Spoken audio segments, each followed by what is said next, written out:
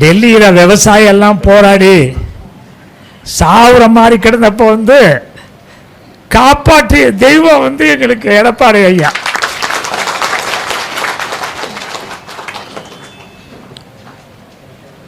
அவர் எங்களுக்கு இப்போ விவசாயிகளுக்கு செய்ய வேண்டியது என்னன்னா, எங்களுக்கு மத்தியில் சொல்லி லாபகரமான விலையை வாங்கி கொடுக்கணும்.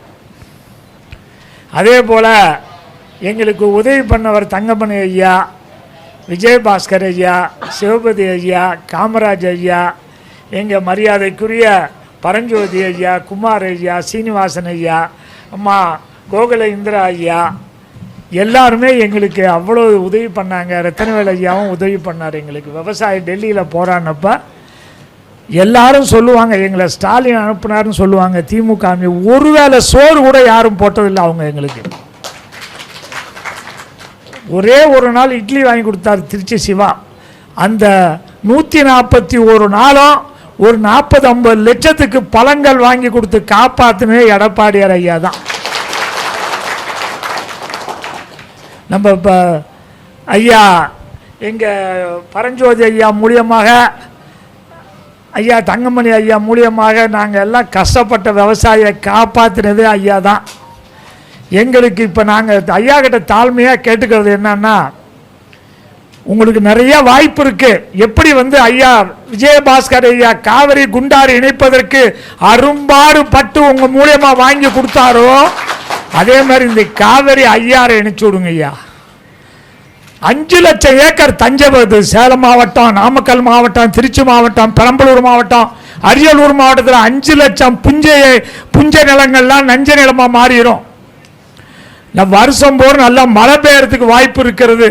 தடுப்பணை கட்டணும் நீங்கள் காவிரிலையும் கொள்ளிடத்துலையும். இப்போ பாருங்கள், 1 லட்சம் அடி வேஸ்ட்டாக கடலில் போய் விழுவுது. அந்த தண்ணியை தேக்கணும்னா ஒரு தடுப்பணை கட்டிட்டா காவிரியில் ஒரு 40-50 தடுப்பணை கட்டலாம். கொள்ளிடத்தில் ஒரு 40-50 கட்டிட்டிங்கன்னா ஒரு 100 டிஎம்சி தண்ணியை தேக்கி வைக்க முடியும்.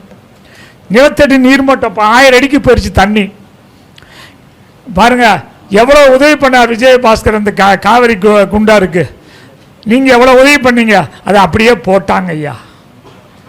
ஒன்றுமே ஆகலை. நீங்கள் மறுபடியும் அதை நடவடிக்கை எடுக்கணும். அதெல்லாம் மனிதன் மறக்கவே முடியாது வாழ்க்கையில். இனிமேல் எந்த காலத்துலையுமே மறக்கம் விவசாயிகளுக்கு செய்த பெரிய உதவி அது. நீங்கள் எங்களுக்கு உங்ககிட்ட நாங்கள் தாழ்மையாக கேட்டுக்கலாம், மத்திய சர்க்கார்ட்ட சொல்லி எங்களுக்கு லாபகரமான விலை கூட சொல்லுங்கள்.